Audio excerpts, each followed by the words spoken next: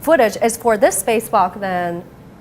The first astronaut coming out, you see, is Mr. Ye Guangfu there, and he will be tethered to that robotic arm for this mission. Right. And we are also learning that there are two complete new tasks they have never tried before.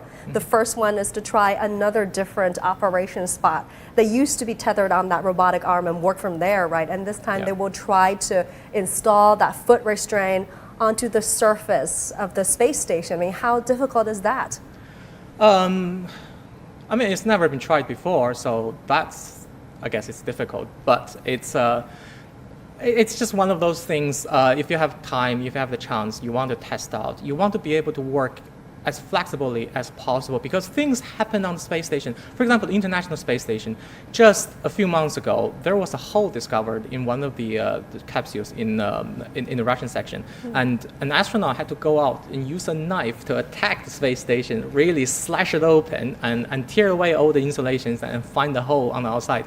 So that kind of things, it's not something you can plan for. Right. So being able to be flexible, being able to get a feel of how to work on the outside safely, because it's very different. When you push on something, it's not just you're moving the other option, you spin in the opposite direction as well. Right. Right. So all these different other tasks, if you're familiar with how that works, that would save your life and also save the task. So in the future, so the more you test, the better, basically. The more they learn, the more experience they can gather.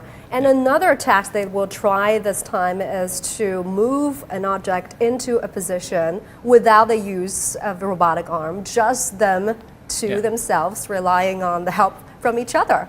Right. And that's also crucial because they're only the two who are out there. They have to sort of rely on each other blindly because anything could happen. And the other teammate is the only person that you can rely on. Yeah, so they have to trust each other and they have to know how each other works. Once you're inside the spacesuit, it's very difficult to move around. That thing is pressurized. Just imagine yourself inside, just have a glove, blow it up and try to move your finger inside of it. The glove it doesn't move with your finger, right? And then once the pressure is too high, imagine a car tire. If you give too much pressure, the whole thing becomes really hard. Right. It doesn't move. So it's actually very strenuous when you try to move inside. And then you need to not only, when you're moving something with the other guy, you need to know how you should move. You need to anticipate how he moves. And this whole thing, it's something that you can't really test out on Earth. And you want that sort of parameter to be input in your modeling, your understanding. How quickly can you move stuff around, right? And how much oxygen, if any emergency repair needs to be done when the robotic arm goes down. Well, ideally, you should have robotic arms do everything, right? You should attach robotic hands on the robotic arms so that people don't even need to go out. You can just put on a VR set and control everything from the inside. But, humans are still a lot more reliable than machine at this particular time, so this is the kind of things that they need to do. Yeah. And for the last spacewalk, each of the astronauts were assigned different tasks, right? They tested the robotic arms, they fixed camera positions, they tested a new spacesuit, and this time, how are the tasks being assigned? You earlier mentioned, before I came on live, that Zhai Zhigang will be crawling and Ye Guangfu will be operating on the robotic arm. Is that right? I think that's what's going to happen. Do we have the footage yet? But We're anyway, still standing by for that. I may be proven wrong very instantly. Okay, we are getting the TV, exclusive footage now. Yeah. You can see this is from the helmet camera, I believe. Oh, this is not from the helmet camera. This one is from the helmet camera, showing you their perspective of what is happening around them, what they're doing.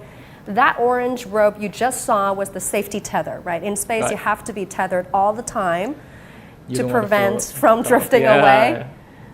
So that is the first astronaut going out. I believe that's Ye Guangfu wearing that yellow striped suit out there. All right, our connection isn't that stable. Right. So the first one out is usually the one that gets on the robotic arm, because when you're out there, when you try to attach your feet onto the robotic arm, you can't actually see your feet. Your helmet doesn't actually move. You move inside the helmet, right? You can't really see yourself. You can feel it. So the other guy inside will tell you, move your foot 2 feet to the left and that sort of thing. So Wow. So I guess don't it's think a pretty lot of good, people yeah. realize this because after you put on a suit, once again, this is the footage coming from the space station. I believe this is Ye Guangfu coming out of the airlock. That is the position where they will be exiting the space station. And on the left is the robotic arm. Oh, that's an iconic image there, waving to the camera. I believe we'll be hearing a round of applause from the ground crew very soon. And on your right, you can see that is the working station, right? That almost look like a steel shelf. That is where the devices, the tools will be hooked onto. Right. And momentarily after Ye Guangfu is out, Zhai Zhigang will be following his steps and making his way out. Yeah, I just want to mention how great the cameras are. I mean, Yeah. the sun is right behind him, and he's getting a full picture. He's not all dark. It's right. That's incredible. That's incredible because Yeah. they will be moving through different time zones. So from dark to brightness, from brightness to dark, right? Every 90 minutes. Every 90 minutes. Yeah, so it's a pretty crazy. That's why so when you're facing the sun, it's 200 degrees Celsius, something like that. And then when you're in the dark, it's minus 100 or something. So it gets really hot and cold. That's why your spacesuit, the insulation on the heat insulation on a spacesuit is extreme, which also means when you're doing really hard work, like I said, you're trying to move that thing, it's hard. Then you generate a lot of body heat, and that doesn't get carried away. That's why they're wearing those, I don't know the footage, probably, if you remember the last few. They will be wearing another layer of liquid cooling. Exactly, the mesh thing, the blue mesh thing. Suit underneath. Just to cool them down, otherwise they're going to lose a lot of water. They're going to dehydrate really badly. Right, because that spacesuit is completely sealed and it cannot dissipate body heat, right? So the temperature of the astronaut will keep rising and rising, and without a significant cooling mechanism, that could eventually turn deadly. Turn deadly, and also the water vapor when it gets on your on your face, the glass shield, it fogs it up. So there is anti-fogging liquid that they have to apply, and if you drink your water and you cough on that thing, and water hits that splash back in your eye, then it's a whole disaster because you can't wipe your eyes. You're inside the helmet. So you have to keep your eyes open. You're basically blind, right, for a long time. So that has happened in the past. So all those sort of things, every time we watch, it's all fun and games. It's just Michelin guy and Michelin girl just floating out there. But for them, every time it's huge adventure and pretty risky as well. Yeah, there are so many things that could go wrong. Despite how cool, how fun it sounds, this could be one of the most dangerous missions that an astronaut could ever perform. Yeah, so that's why they cram so many missions, and a lot of missions. It's just testing the emergency escape procedure, that sort of things. It sounds boring to us, but for the space program to be successful, that is you can't circumvent it. That's in some ways more important than anything. Yeah, it's fundamental for a successful mission. All right, we're gonna have to leave it there. That's gonna do it for this short edition of World Today. Of course, we'll be keeping watching the special Spacewalk coverage for you coming right up on China 24. So do stay with us. We'll be right back.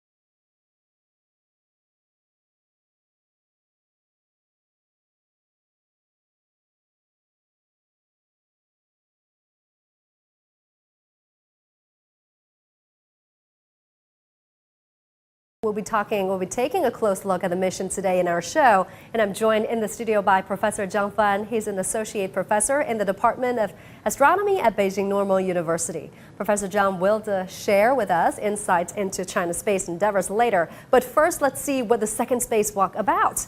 Now, Zhai Zhigang and Ye Guangfu are performing extravehicular activities, and this time, Wang Yaping is supporting them from inside. This is her second time in space. The crew carried out their first spacewalk last month and completed a series of tasks. They have been working and living in orbit since October 16th. And in their 6-month stay, they will conduct several spacewalks and a series of scientific experiments. They're also conducting in-orbit training programs, including emergency evacuation and medical rescue exercises. 2 weeks ago, the crew gave a science lesson from the space station to Chinese students. And for the very latest on this, let's go live to our reporter Sun Ye. Great to have you with us this hour, Sun Ye. Now tell us more about the spacewalk. What is the operation about? Hey, Chouyuan, it's about an hour since we last talked, and a lot have happened. I'm not sure if you've caught it. The other taikonaut, Zhai Zhigang, he has came out of the core module just now, and he was reporting and talking with the ground control.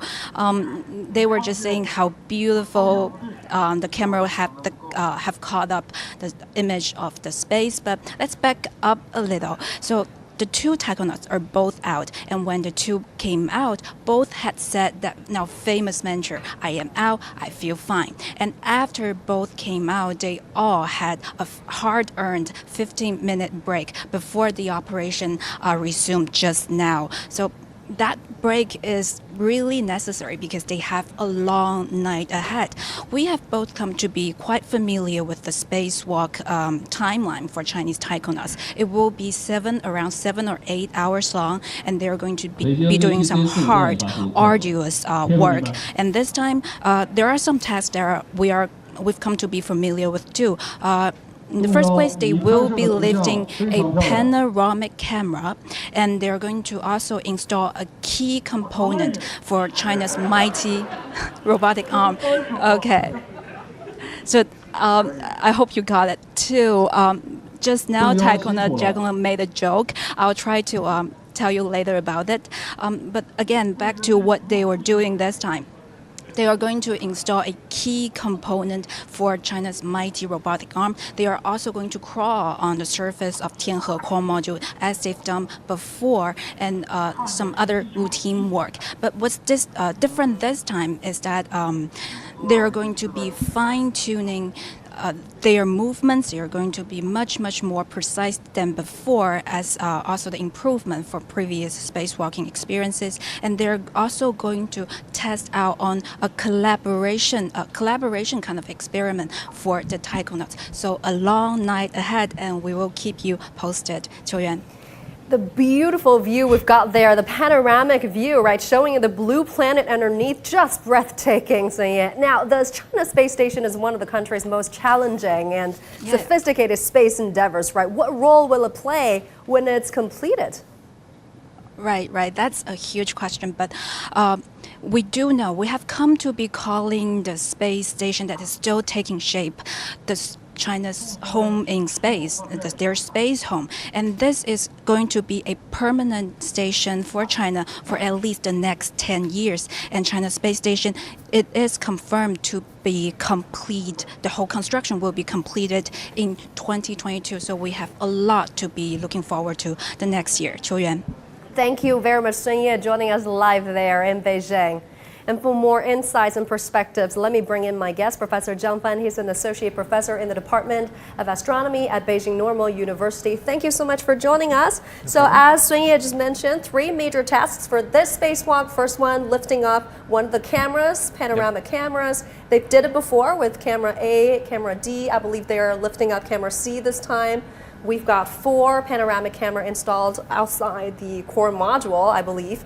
2 other new mission. One is to install another key component, I believe that the foot restraint onto the exterior surface of the space station. Another one, as Sun Ye mentioned, is a collaboration project. They will have to work with each other without the help of a robotic arm to move something to a designated location.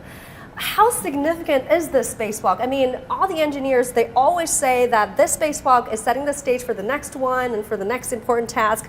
How significant is this one? What is this spacewalk setting the stage for? Right. So Zhai Zhigang just cracked the joke earlier, right? Let's see after 7 and whatever 6, 7 hours whether he's still going to be able to do this. So this time clearly the ground crew is trying to push the envelope a little, let them do the very physical, the collaboration thing, moving stuff around on the space station, crawling on the space station. They're trying to test what's the limit of the astronauts' capabilities when emergencies do occur. So this sort of things, it's a long checklist of the input that the ground designing teams, they need to be able to know that these are the parameters in their modeling. When they design the procedures, when they try to build something, they have to have redundancies. Especially for the Chinese space program, they always have extra redundancies on top of redundancies, and these are the parameters that determines those. This is the earlier footage of the spacewalk. That is, the astronauts, the critical moment of them opening the hatch of the airlock, right? And Ye Guangfu is the first astronaut going out to space this time around. And this is the helmet camera showing you a first point of view perspective of what is happening around them. Just an incredible shot out there. You can see their hands and the safety tethered in orange. They're holding on to the handrail. And you earlier mentioned when they get into that suit, their view get limited somehow, right? They cannot see their feet like we do. Oh, iconic image out there. A round of applause from the ground crew. Back to what I was saying, their view get limited. They cannot see their side like we can just turn and see. They cannot see their feet like we can just bend down. Right. So they have to rely on the help of their colleague. And also they were wearing this small mirror on their wrist, right? Yeah, because they can't turn around. They can't reach anything behind them or anything like that, yeah. And just talk to us, how difficult is it to move in that spacesuit? I mean, that spacesuit is weighing about 125 kilos. Just imagine how difficult to move inside it. Right, so it's the thing, the rigidity that really makes things a lot more difficult. The pressure inside the spacesuit is 40% of the atmospheric pressure for China. For the US, it's even less. It's 30%. It's even harder. It's like the top of the Mount Everest for you. And the reason why that happens is because if you put too much pressure on it, the whole thing becomes very rigid. It's like a tire fully inflated and pressurized. So for future generations of spacesuits, they'll have more sort of metallic joints that can just slide around. Then the rigidity become less of a problem. So the Chinese spacesuit is already halfway there. So each arm you have 3 different joints that just have rings of metal just attached to each other, so you can rotate them quite easily. But still, it's quite intensive work when you're actually in there. You can't see them because they're all fluffy and fat when you look from the outside. But it's a constant struggle. You will become more like a medieval time armor. And you have to push against, fight against, just to make it move in the way you want it to every time. But despite the difficulty, right, that suit is providing crucial protection shield for them when they're out there in space, right? Talk to us the danger that they will be facing when they're exposed in space. You earlier mentioned the temperature difference, right? They could easily range from 100 degrees Celsius to minus 100 degrees Celsius, depending on which location they're at. Right, so if the temperature insulation fails, obviously you'll burn to death. Well, let's just not mince words. I'll scare you, so the current pressure in there is 40% of the atmospheric pressure. If the suit punctures, it drops to 7%. Then water, including your blood, will boil at body temperature, which means your blood will boil inside of you. That's how you die. That's not. So in sci-fi movies, your eyes popping out. That's not. That's not a pleasant way to. So that's bad enough. But the most dangerous thing. Well, obviously you can float into space. Then that's actually probably the worst, because you'll be alive for like 7 or 8 hours and knowing that there's no way back. But the actual most likely danger is from solar flares. the sun for us is safe and warm because we hide behind an atmosphere and also the magnetic field, but they're also inside the magnetic field. But they don't have the atmosphere, Earth's atmosphere, to protect them from harmful radiation from the sun. To them, the sun really behaves like an exposed nuclear reactor core, constantly blasting them with extremely dangerous stuff. So the space station, the hard shell, can provide some protection, but their suit doesn't. Their suit just have some little reflective coating. It's minimal protection. So if there's a solar flare, they have to quickly get back inside and hide. Otherwise, they're gonna get lethal dosage or develop cancer later on. So that's the most likely danger. And actually, last crew, the Shenzhou-13 mission, one of the spacewalks, they had to hide inside for a little while because of abnormal sort of radiation levels. Yeah. So the high radiation in space is posing another risk as well. But that suit is like a mini flying unit, right? It's providing their life support. It's providing communication lines to them. You can actually drink waters from your suit. Yeah, there's a little straw thing. Installed. Yeah. There's supposedly food as well, but I don't think people actually use that. They eat before I mean, it's a doing. super long mission, right? It lasts about 6, 7, 8 hours. And Right. So the oxygen supply, the normal supply is for 8 hours. There's 1.5 hours of miscellaneous extras they can do, and then half an hour of extra getting back time. So in total, you can probably stretch to 10 hours depending on how much work you do and how much extra you burn. Usually for safety, they plan these things for 6 and 7 hours. So plenty of safety margins. right. Yeah. And will they be wearing diapers for this spacewalk? Yeah, sure. I guess, right? Yeah. For such a long mission as well. Yeah. They well, in the past they have things that go into places where to collect stuff, but it's not as comfortable as the diapers. They don't actually want to use the diapers, at least from what I read, is that they try to not go. For water, they don't really like drink gallons of water just before going out, so yeah. I've learned that before they go out for a spacewalk, they would choose to have some food that's high in calorie, but low in fiber, less likely to cause bloating or gas. Yeah. I guess that's you don't want preparing that. for everything, space, right? Yeah. Another risk in space is it's very easy to get disorientated, especially when it's dark and all you can see is a few handrails, right? How can they prepare for that? Right. So next to each handrail, there is a little arrow pointing to where the airlock is. So you just follow that thing quickly. It's really hard because, for example, if there's micrometeor that punctures a little hole, that doesn't just make you lose pressure. The gas will spin you up. You will go crazy, and it's not something that's very easy to imagine. Trying to keep you cool in that kind of situations and knowing which way it's up, it's too much to ask. So people put in all this little bit of extra to help them out a little bit. Yeah. And talk to us about the robotic arms, because a lot of the spacewalks operations revolve around robotic arms. A lot of them rely on robotic arms. What can they do for future missions? Right. So for China's robotic arms, from the designing stage, they demanded that it can reach everywhere on the surface of the entire station. So obviously, they have in mind possibility of future purely robotic things, because you have to go out quite often. There's experiments on the outside.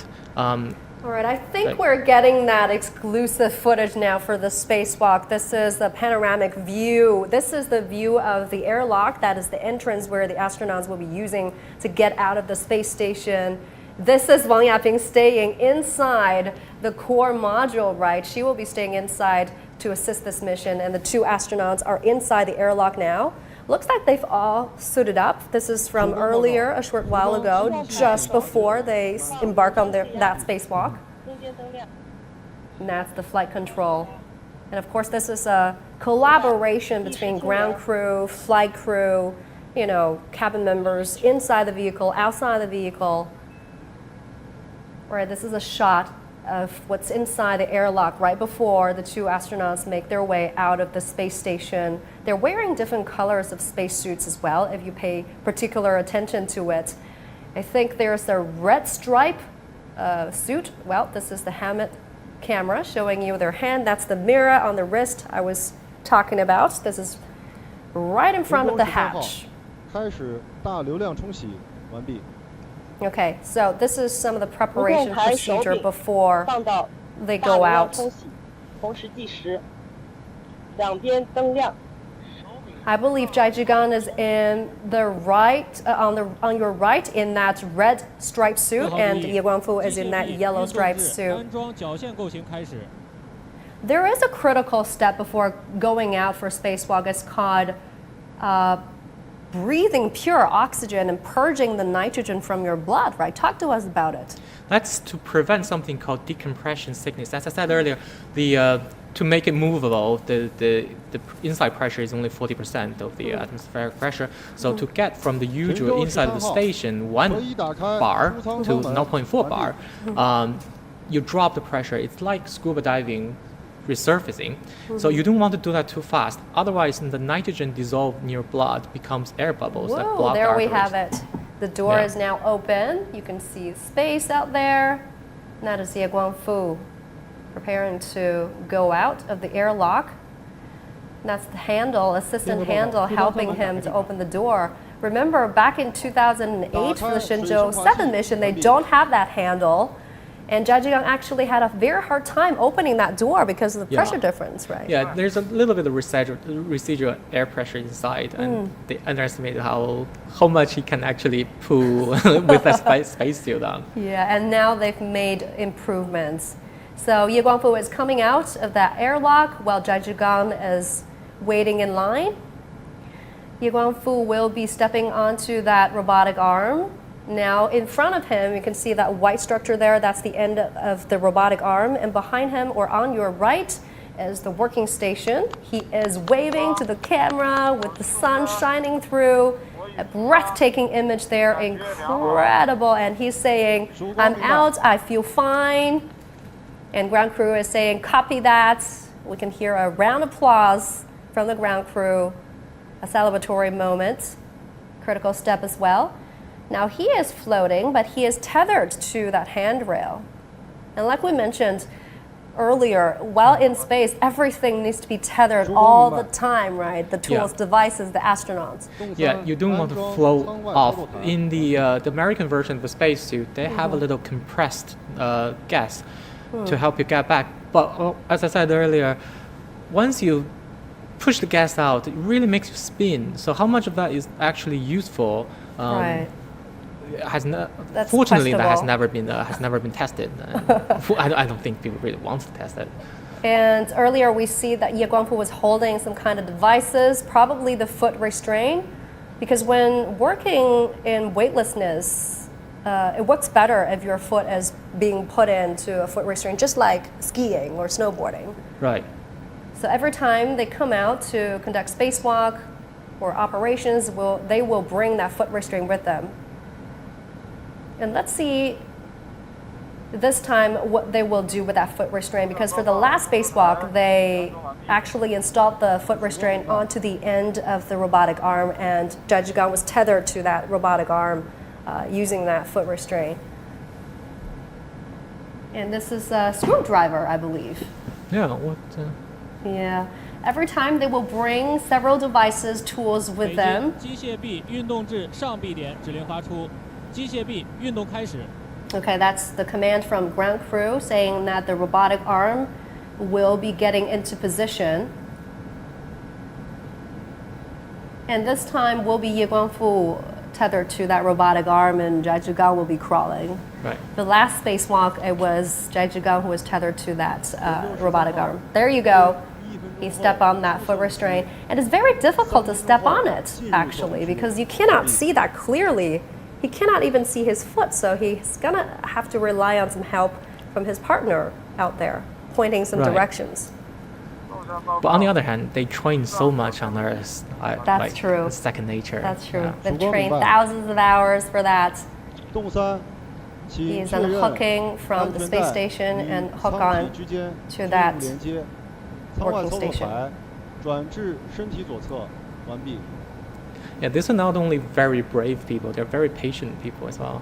Right, because everything moves slowly in space, right? Yeah, you don't want things to move too fast. Yes, Yeah, yes. if the robotic arm moves too fast and then you hit somebody else, then That guy could be is gonna disastrous. This is fly devastating. off, Yeah. So everything is strictly monitored and controlled so that it can be a safe operation for the two astronauts. They cannot afford any tiny mistakes. That could Yeah, be deadly. there's no remedy for any. Right. Yeah. It was 神舟 getting 13号 dark. 机械臂以运动至接收 Remember, 点 this is a 2 highlight we're showing you from the earlier spacewalk. The entire spacewalk lasts about 6 to 7 hours, but we are showing you a compact highlights. We're just showing you some of the most breathtaking moments of that spacewalk. I believe this is Zhai Zhigang coming out from the airlock. He's turning on his helmet light out there, also waving to the camera. Yeah, from this you can actually tell how slow they were moving. Yeah. Like, The sun has already. yeah, where's my sunset? set. It's already it's They've completely dark. experienced all a of a sudden. feel Yeah. space station sunrises and space station sunsets, I guess. Exactly. Yeah. So, what would you be particularly looking at for the space station? Which part do you think is the most exciting part that worth noting? Well, personally, I'm an astronomer, so this station has a lot of astronomy kind of experiment. There would actually be a separate module called CSST, Chinese Space Station Telescope. They'll be flying in the same orbit. It would not be attached to the space station. Otherwise, the space station is going to block the view. But it will fly on the same orbit, slightly away from it. Once in a while, you come in and you can. They can perform the spacewalk to go in there, refuel it, and do the repairs or upgrade it, hopefully. And that thing it's essentially a Chinese version of Hubble, but with 300 times the field of view, so you can collect data more often, and you can look for things that something called transient sources that just blow up instantaneously. So you don't have enough time to move things very slowly to point towards it. If you have it already in your field of view, it's a lot easier. So that will be quite important. So, this is the Tianhe telescope you were saying, right? Tianhe is the Chinese word for a sky survey. That's what it means by So having that a large will field be of view. launched after the space station is completed. Yeah, 23, 24. Like Yeah, that many kind of stuff. scientists, engineers are super excited about this. Yeah. So if you remember, Hubble had problems with its optics, and they have to remedy that. Fortunately, when they had the space shuttle, and this time, if anything needs doing, or I'm hoping they can build it larger. They can build one possibility. It's not under consideration, but one possibility is you can launch a lot of different mirrors and have them focused. Have a focal receiver on the space station itself, Right. then you have an enormous, essentially enormous telescope. So the possibility is endless. Yeah. Well, it looks like we are having a good mission as of now. Do you think we're going to have more spacewalks for the Shenzhou-13 mission? I mean, this is the second one already. Seeing how training-centric this one is, the third one may, in my opinion, probably wouldn't happen. But you never know. Somebody on the ground crew might say, my thing on the checklist is very, very important, is worth another go. Right. Because those spacesuits, they can only be used for 15 times. You don't want to waste them. Right. So only for critical tasks. But as I said earlier, anything that contributes to safety is a critical task. Right. So it depends on Yeah. a lot of things. Well, they are more than 2 months into this mission. They will be staying, for the entire mission as 6 months or so. They'll be spending their New Year up there. They will be spending their Spring Festival up there. So we wish the astronauts a Happy New Year in advance. Thank you very much, Professor Zhang, for staying with me. Appreciate it. No, my pleasure.